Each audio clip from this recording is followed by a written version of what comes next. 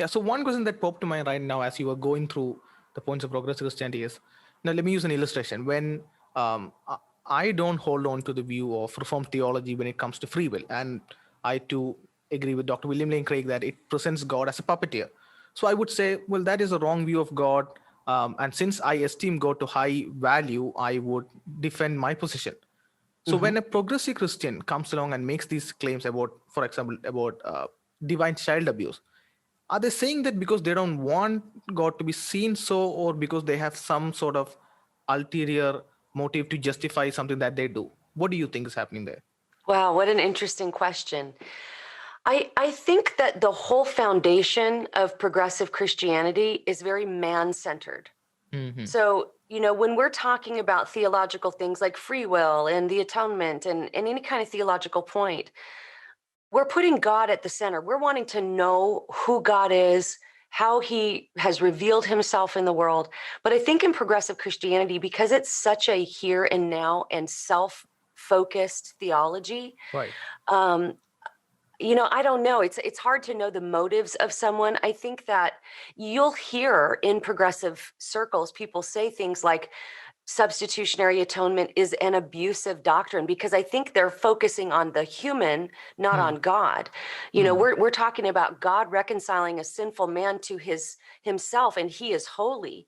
And I think that there's some kind of offense that gets taken, but I think it's very similar to what Paul talks about, where he says the cross is foolishness to those who Right. are perishing. Exactly. It doesn't make sense to someone who Hmm. is perishing. But I do think you hit on a good point here, in that one thing that is consistent in progressive Christianity, from the top leadership all the way to the layperson in the pew, is this redefinition of biblical sexuality. So they're going to be changing the historic Christian sexual ethic, the biblical sexual ethic for Christians. And so I think that gets to the bottom of your question.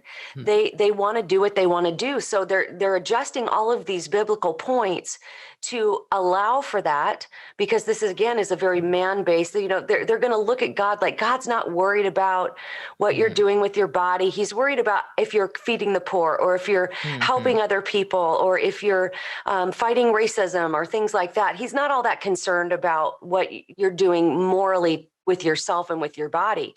And so often when you hear stories of people leaving the church and going into progressive Christianity, you will almost always hear some sort of a thread of, I used to think that people had to wait till they got married to have sex, or I used to think that homosexuality was a sin. But I realized God isn't all that worried about that. We need to feed the poor and help Hmm. people. And so there's a shift in focus there. But yeah, I think underneath it all, it does justify what people really want to do. They don't want to submit themselves to the commands of Jesus, but Jesus said, if you love me, you'll keep my commands. And Jesus talked a lot about sin and Right. hell and Hmm. sexual morality. And so, yeah, I think that that's a fair criticism.